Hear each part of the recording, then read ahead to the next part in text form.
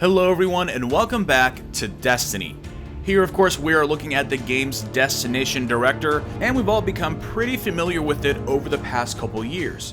Of course, when The Taken King came out, we saw a massive update to the entire layout of the game. And while for Rise of Iron we're not going to see as drastic of an update, some minor tweaks are of course inevitable as they continue to add more content and improve our quality of life in the game. In this video, we're going to take a closer look at the new additions to the director for Year 3.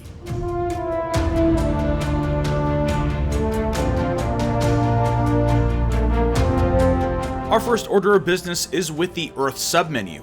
This is how it appears now. In Rise of Iron, it'll look like this.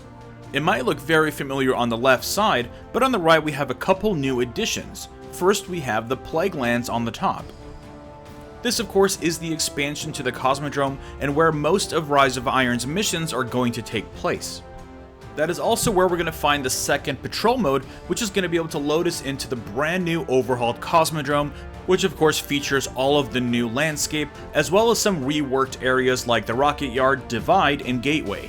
And here we can see from this screenshot that this is where the Wretched Ice Strike is going to be located. The second addition to this screen is Fellwinter Peak.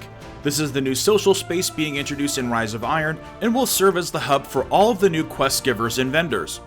Next up we have the new Vanguard playlist menu. It looks very similar to the one we have now, except we have a new icon at the top. First up of course we have Vanguard Legacy, which gives us a random strike from Year 1. Next up is the Taken War Strike playlist, which is a non-heroic playlist that will launch you into a random Year 2 strike. In fact, this is the only playlist available for Year 2 strikes, so if you have the Taken King and don't get Rise of Iron, this is going to be the most difficult playlist you can play.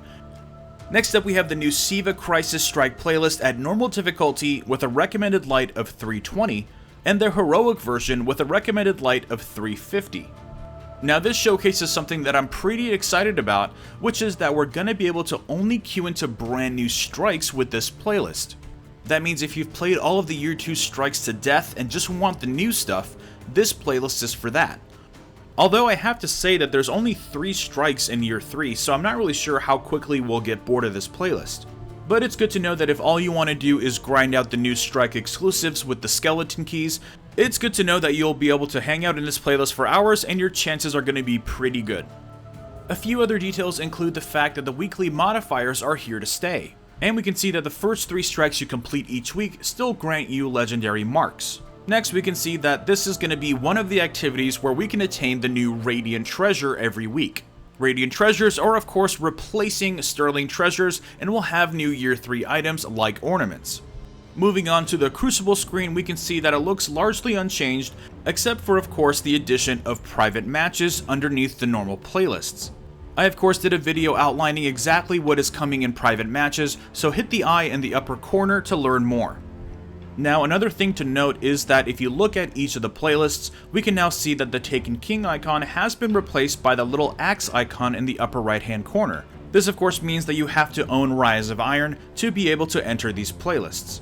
But if you want to hold off for Rise of Iron for whatever reason, you still have access to the Legacy playlists underneath. Now the last important detail about this screen is that we can see that with the addition of Supremacy, that unfortunately Salvage is no longer a regular playlist.